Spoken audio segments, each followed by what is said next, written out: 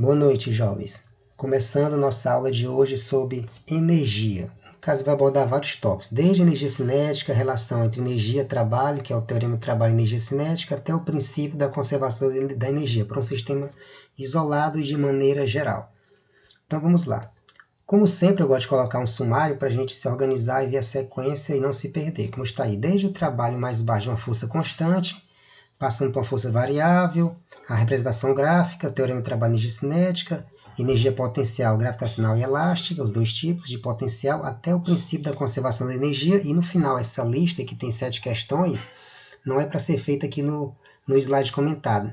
Essas cinco primeiras são da lista de vocês, da atividade. E as 2 últimas a gente vai ver como faz depois como exercício. Então vamos lá. Para começar, nós vamos sempre da maneira mais simples. Qual é a maneira mais simples? É definir o seu ponto de partida. O nosso ponto de partida aqui é definir trabalho. Trabalho é a grandeza física que mede a energia. Então vamos pegar uma situação, um problema aqui no caso. Tem um bloco num plano horizontal, um bloco de azul. Sobre ele tem uma força F. E esse bloco vai se deslocar desde essa posição onde ele está destacado de azul até essa parte onde ele está destacado pontilhado. Veja que dá uma certa distância D. Então, tanto o deslocamento como a força têm a mesma direção e o mesmo sentido. Então, nós podemos fazer nossa definição de trabalho como sendo a força vezes o deslocamento. Porque, claro, para deslocar o bloco de um ponto a outro, você gasta energia.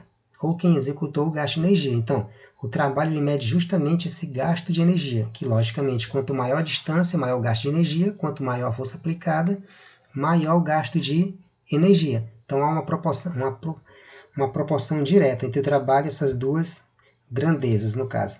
Mas se a força e o deslocamento não tiverem a mesma direção, como nessa segunda situação que eu coloquei agora, tiver, digamos, a força inclinada, formando um ângulo θ com a horizontal, no caso com o deslocamento, com o vetor de deslocamento, aí, nesse caso, nós temos que utilizar nossas técnicas de vetores, mas são bem simples. Não, porque você poderia perguntar, será que eu tenho que fazer uma outra definição? Não, a definição básica, de maneira simples, ela vale para qualquer situação.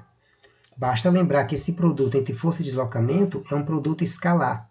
E no caso de um produto escalar, o produto escalar de duas grandezas é o produto das duas grandezas multiplicado pelo cosseno do ângulo entre elas. Se fosse um produto vetorial, seria o seno do ângulo. Por isso que é o cosseno do ângulo, no caso, o cosseno de θ. Então veja que a segunda equação não é uma outra equação para vocês decorarem. Ela se baseia na primeira. Esse cosseno de θ apareceu apenas por causa do ângulo entre as duas grandezas.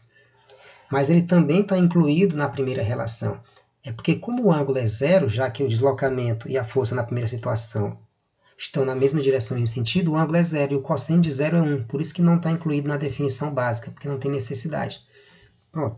Já está definido nosso trabalho, que é a grandeza física que mede a energia. Continuando. Depois que a gente faz a definição de trabalho, nós vamos pegar agora algumas situações. Vamos pegar o trabalho de forças constantes. Está no plural, veja, de várias situações em geral. Então vamos pegar aqui uma situação, a mesma anterior, só que fazendo uma análise diferente. Ó. Eu tenho um bloco e sobre esse bloco está atuando 4 forças. Na situação anterior eu não mostrei, porque eu queria só fazer a definição básica. Quais são as 4 forças que estão atuando sobre ele? Ó? Se alguém faz uma força para a direita, tem uma força para a esquerda, que é a força de atrito. Todo mundo sabe que tem um atrito, tipo você passar uma na outra ou quando você puxa qualquer objeto. A terra também puxa esse bloco para baixo, que é o peso, mas o chão faz uma força para cima, que está representado pela letra N, que é a força normal. Então, o F é a força que um agente externo qualquer aplica, pode ser uma pessoa. A normal, que é representada pela letra N, é uma força que o chão aplica para cima. E o mg é a força-peso, que é a massa vezes a gravidade, que o chão puxa o bloco para baixo. E esse FAT, que é FAT, é a força de atrito, abreviada, que logicamente também está no sentido contrário à força que a pessoa está aplicando, porque ela se opõe ao movimento. E o ΔX, veja que é o deslocamento entre as duas posições no movimento do bloco. Se ele partir dessa posição da esquerda para essa posição da direita, ele se desloca uma certa distância. Veja que não tem um D, tem um ΔX. Essa mudança de letras é proposital, que é para vocês entenderem que não há necessidade de decorar letras. Você tem que entender a situação. Então, aquele mesmo D é a mesma coisa desse ΔX, é o deslocamento. Então, agora vamos calcular o trabalho nessas 4 situações. Trabalho realizado pela força F. Como eu vou fazer? Pega a definição de trabalho. Qual é a definição de trabalho? É a força vezes deslocamento. Então, como eu quero trabalho específico para a força F, então o trabalho é a força F vezes o deslocamento ΔX. Simples assim. Se eu quero o trabalho realizado pela força de atrito, especificamente a força de atrito, que é essa força para a esquerda destacada de vermelho, aplica a definição básica. O trabalho é a força de atrito multiplicado pelo ΔX. Mas veja que nesse caso tem um sinal de menos. Por que tem um sinal de menos? Porque a força de atrito está no sentido contrário ao movimento. Nós estamos supondo como sentido positivo, adotando como referencial, o sentido do movimento que é mais conveniente. Por isso que tem um sinal de menos. Ele não apareceu magicamente aí, não. Se eu quero o trabalho realizado pela força peso, vai dar igual a quanto? Nesse caso, o trabalho da força peso vai dar o peso, que é a força, multiplicado pelo deslocamento ΔX, vezes o cosseno do ângulo, que é 90, que dá igual a zero. Por que esse cosseno do ângulo está incluído? Veja que a força, que é o peso, mg, está na perpendicular, e o deslocamento é horizontal, o peso é vertical. Então, horizontal com vertical é 90 graus, então você tem que incluir o cosseno do ângulo na explicação que eu fiz no slide anterior. Então, fica cosseno de 90. E como vocês sabem que o cosseno de 90 é zero, o trabalho vai dar zero, porque aqui é uma multiplicação. Continuando. Agora eu quero o trabalho realizado pela força normal. É o mesmo raciocínio dos anteriores. Pega a definição de trabalho. Força vezes deslocamento. Só que a força agora é a força normal. Então é a força normal vezes o deslocamento ΔX. Só que a força normal também é perpendicular ao deslocamento porque ela está na vertical. Então, novamente, tem que incluir o cosseno de 90. E como o cosseno de 90 é zero, o trabalho também dá zero. Qual é a conclusão geral? Quando a força e o deslocamento forem perpendiculares entre si, o trabalho sempre vai dar zero. E o trabalho vai ser máximo toda vez que a força e o deslocamento tiverem a mesma direção e o mesmo sentido. Simples assim, resumindo. Vamos para a próxima. Agora eu quero o trabalho de uma força variável. Veja que a gente está evoluindo no raciocínio. Igual a gente fez antes. E veja que aqui também a gente precisa das leis de Newton, que é uma continuação. Trabalho de uma força variável. Mas para se entender melhor, a gente vai fazer uma representação gráfica do trabalho de uma força constante. Veja, eu quero calcular o trabalho de uma força variável, mas vamos partir de uma força constante. Para quê? Para efeito de entendimento. Então, a gente vai partir de uma proposição mais simples. Está aqui um gráfico. YX. O Y é a força F, o X é o deslocamento. E tem um Fx marcando. Veja que a força é uma reta horizontal. Então, essa força é constante, não é crescente nem decrescente. E está pintada a área abaixo da curva. Então, vamos lá. Se eu quiser calcular essa área sombreada, quanto é que ela vai dar? Como aí é um retângulo, todo mundo já sabe da matemática, que é só fazer base vezes altura. Então, a área é a base vezes a altura. Como a base eu posso chamar de F e a altura de D, tanto faz, ou vice-versa, vai dar força vezes deslocamento. Como é a multiplicação, a ordem não vai influenciar. Isso eu calculando a área.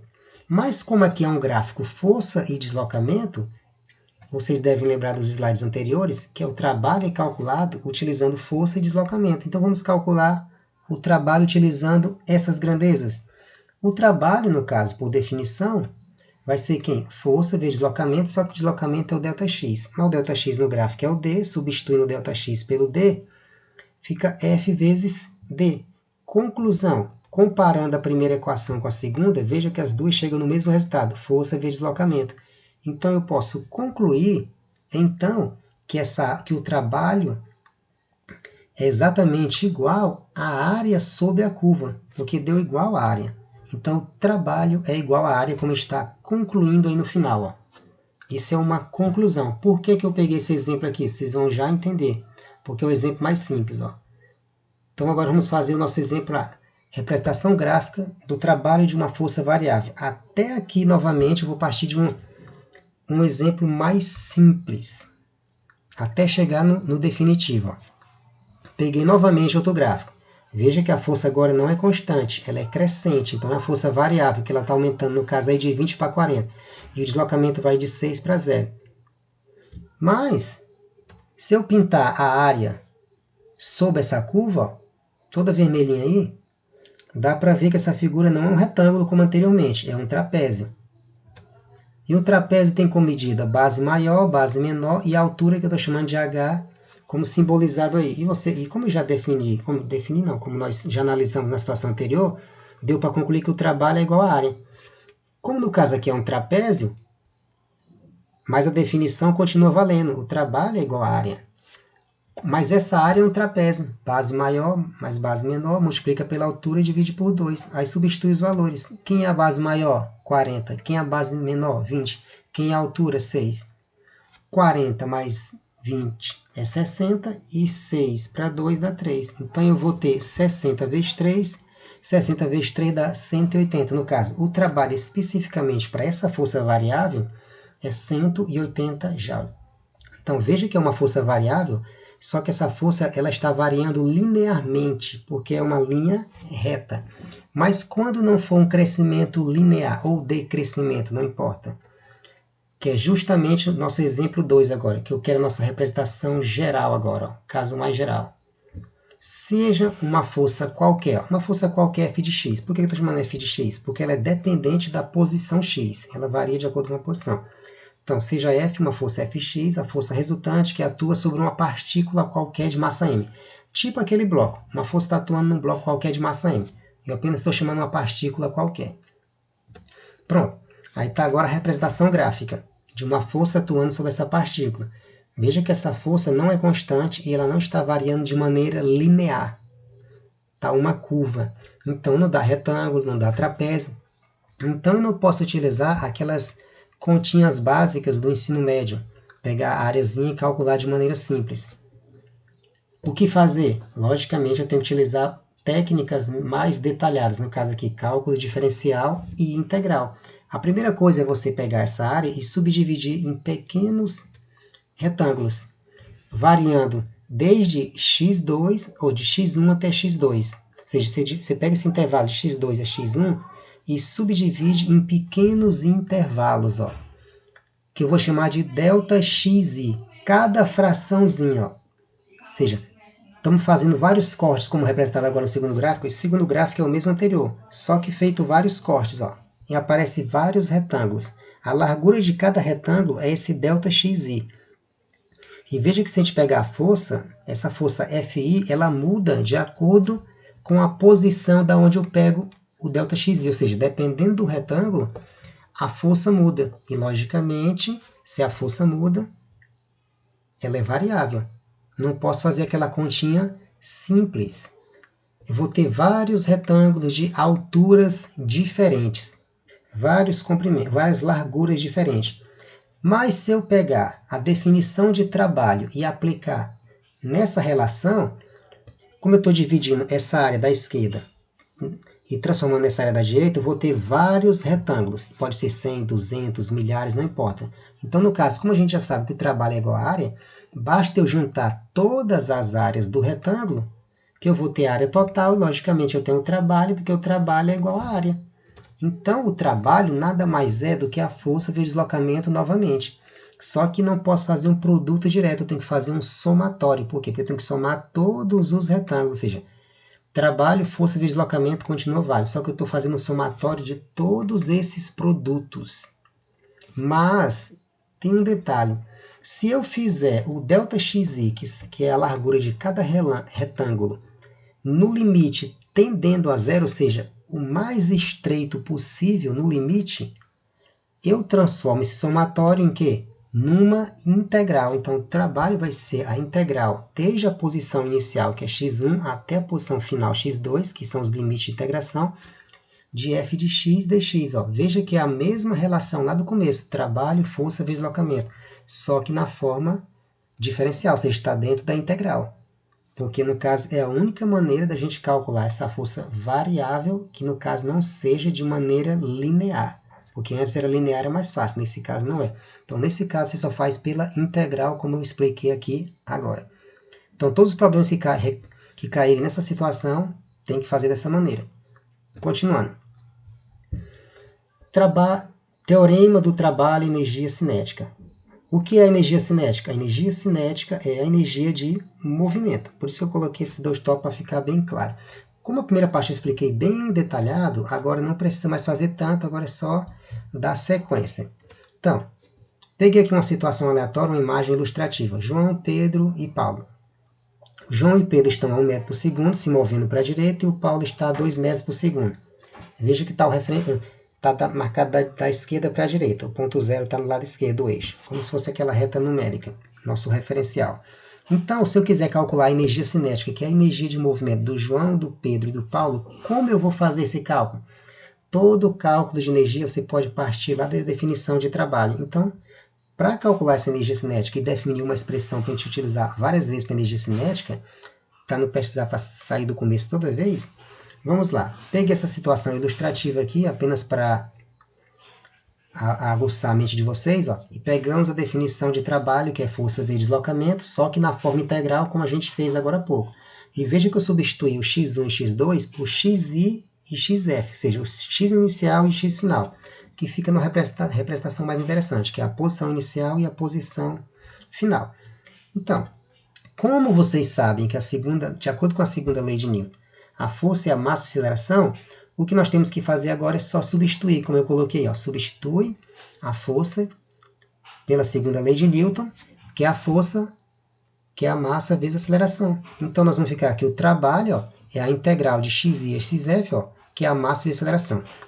Veja que a massa de aceleração que está aí está colocada no lugar do f de x. Ó. Como eu sei que a aceleração é dv dt, também estou substituindo a aceleração por dv dt. Estou colocando bem pausadamente, conta por conta, que é assim que eu quero que vocês façam na lista, que vocês devem ter visto as instruções lá. Então, no caso, ó, agora eu vou fazer uma mudança de variável. Ó. Tem dv dt, como é que vai ficar? Esse dt eu vou jogar para debaixo do dx. Ó. Mas antes disso, ó, eu peguei a massa, que é constante, e joguei para fora da integral. Ó. Aí eu tenho dv dt multiplicado por dx. Ó. Agora eu vou fazer uma mudança de variável, já que a integral original é em relação à posição x. Ó. Já joguei a massa para fora. Ó. Agora o dt eu coloquei no dx. Agora eu tenho dx dt. Ó. Então, o dv fica multiplicado por dx dt. Eu fiz essa jogada, essa técnica aí, para artifício, para a gente fazer a nossa mudança de variável. Nesse deslocamento, o que acontece? O dx dt é como se fosse, em linguagem simples, a distância dividida pelo tempo, no caso da velocidade. Então, nós temos a massa, vezes a integral da velocidade inicial até a velocidade final, vezes dv dt. Ó. Veja que esse dv veio do dx dt. E antes, os limites de integração eram xi e xf, agora é vi e vf. Por quê? Porque eu fiz uma mudança de variável. A variável da integral agora é a velocidade. Continuando.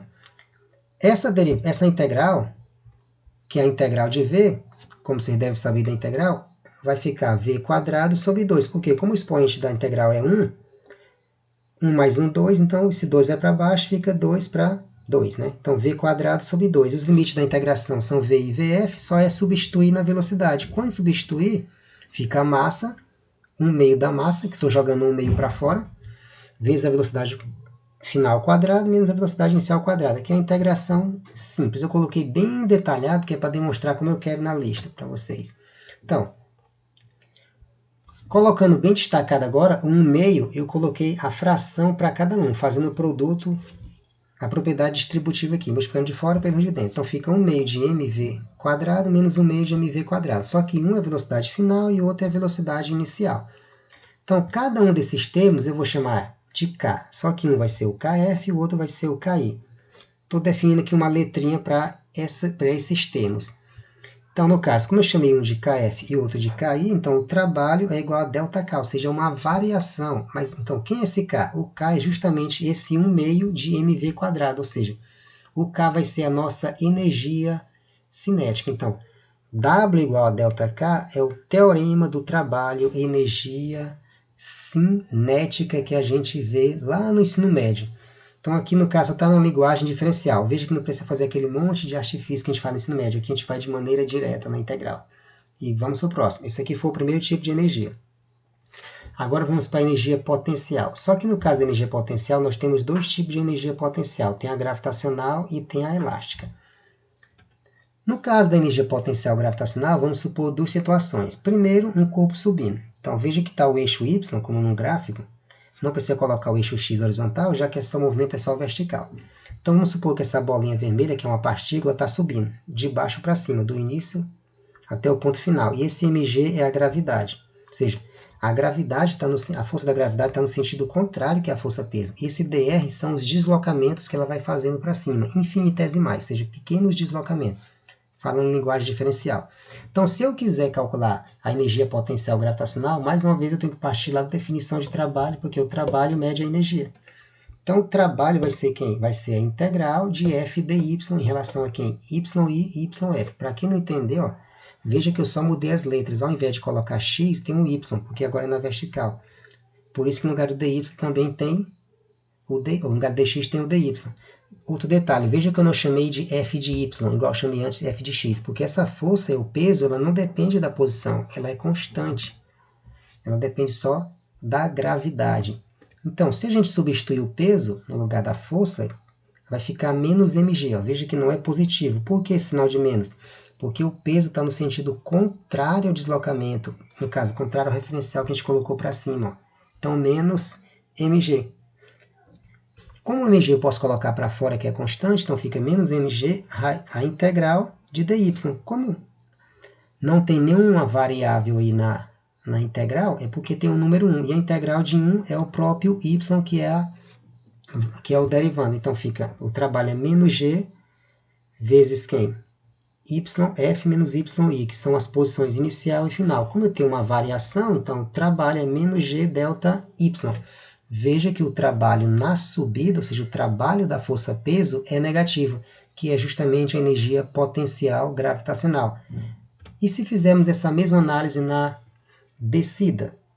Veja que se fizermos essa análise na descida, ó, tanto o deslocamento como o peso estão para baixo. Os dois seriam negativos, tanto dr como mg. Então, menos menos dá mais. Então, quando a gente substituir na definição de trabalho, que é força vezes deslocamento, fica tudo positivo, já que os dois são negativos. Então, não precisa mais eu colocar o sinal de menos no mg, porque ele vai cancelar com o sinal de menos do dr, que aqui no caso é o dy. O dr é apenas simbólico para deslocamentos infinitesimais. Mas o cálculo dá semelhante ao cálculo que a gente já fez agora para a subida. Ó. O mg vai para fora da integral, fica a integral de dy, como não tem nenhum elemento na integral, dá o próprio y. Então fica y final menos y inicial, que são os limites de integração. Como é uma variação, y final menos y inicial é delta y. Então o trabalho deu mg delta y. Então veja que na subida dá negativo e na descida dá positivo. Isso supondo que o sentido positivo é para cima. Então, essa integral a gente já fez, eu tenho uma mais complexa hoje, então a gente pode passar de maneira rápida, eu creio que todo mundo entendeu. Então, esses dois cálculos são os cálculos da energia potencial gravitacional. Continuando. Agora vamos para outro tipo de energia potencial, ou seja, energia que depende da posição, que é energia potencial elástica. Vamos supor aqui uma situação. Tenho aqui um bloco apoiado numa mola, numa parede, a mola está presa a uma parede, pode-se dizer. Esse primeiro tracinho da esquerda, digamos que é a nossa posição de equilíbrio, a mola sem estar esticada. Esse tracinho da direita, esse traço vertical, simboliza que a mola saiu da sua posição, digamos, de repouso, sem estar esticada nem comprimida. Então, para isso, alguém puxou essa mola para a esquerda, para a direita, desculpe. Se alguém puxou a mola para a direita, essa força que está representada no desenho é a força que a mola está aplicando, não que a pessoa está aplicando. Se você puxa a mola para um lado, a mola faz uma força no sentido contrário. Esse x é o tanto que a mola esticou, é a deformação, elongação ou qualquer outra palavra semelhante. Por isso tem mola sendo esticada como exemplo. Então dá para ver que quanto mais estica a mola, maior o valor da força elástica. Então a força elástica e o x são diretamente proporcionais. Só que veja que elas estão em sentidos contrários, porque se você puxa para um lado, se você puxa a mola para a direita, o x é positivo, mas a força está para a esquerda. Então está no sentido contrário ao crescimento do x, que é para a direita. Então a força e o x, que é o tanto que a mola estica, tem sentidos contrários, então você tem que incluir nas suas contas um sinal de menos, igual a gente fez para a energia potencial gravitacional. Então, se a gente fizer a representação gráfica disso, nós vamos ter aqui, ó, que o F, como está colocado aí, ó, F de x igual a menos kx, que é a força elástica, que ficou um pouco em cima do gráfico, mas não tem problema, não vai atrapalhar a explicação não. Foi só um pequeno erro de digitação aqui, não vai atrapalhar em nada não. Como o F de x é igual a menos kx, como está na esquerda, isso mostra que a força elástica depende de x, por isso que tem F de x, dependente da posição, é diretamente proporcional a x. Esse K é a constante de proporcionalidade, no caso é a constante elástica da mola, depende da natureza da mola, ou seja, do material do qual ela é feita. Pode ser borracha, metal, baladeira, por exemplo, é uma borracha. Aquelas balanças de agente de saúde é metal. Então, tem várias situações, a constante elástica muda. E o menos é porque o x e o F têm sentidos contrários. Se nós fizermos a representação no gráfico, vai ser igual àquela situação que nós vimos no gráfico. O primeiro gráfico que eu mostrei para a força variável. Ela está variando de maneira linear, a força em relação a x. Ó. É uma reta. Então, se eu pintar um trecho qualquer dessa reta, ó, você marca duas posições aleatórias, como está marcado aí, ó, xi e xf. E você pintar a área, veja que vai dar um trapézio. Mas se pintar até o zero, até o canto, vai dar um triângulo, que é o correto é marcar até o início, logicamente. Mas isso eu vou fazer pela área, mas não fazer pela integral. Então, no caso, a força elástica é diretamente proporcional à deformação da mola, como eu já falei. Logo, a força elástica é igual a menos kx. Então, aplicando a definição, aplicando a definição de trabalho na situação acima, o que é que nós encontramos? Que o trabalho é a integral de f de x dx, variando entre a posição inicial xi até a posição final xf. Substituindo a força elástica, nós vamos ter o menos kx no lugar do f de x, ó, como está substituído. O k vai para fora da integral, porque é uma constante, pode tirar também o menos, então fica a integral de x dx. A integral de x é x² sobre 2. A gente já fez essa integral hoje, então a gente pode fazer de maneira mais rápida. Vai ficar 1/2, porque é x² sobre 2. Então já joguei o 1/2 para fora.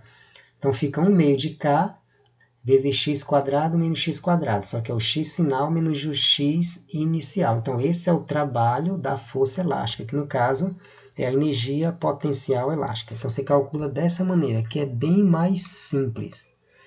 E vamos prosseguindo. O que é a conservação da energia? Tudo que a gente viu, energia potencial gravitacional, energia elástica, energia cinética, tudo isso faz parte da conservação da energia. Ela engloba todos os tipos de energia. Então vamos pegar, eu coloquei mais uma vez uma imagem que fica melhor vocês entenderem.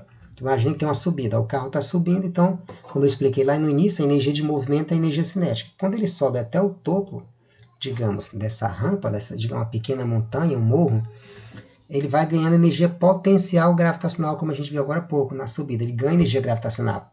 Então, eu não estou dizendo que toda a energia cinética virou gravitacional, mas digamos que ele subiu e ficou parado lá em cima, então ele tem energia gravitacional.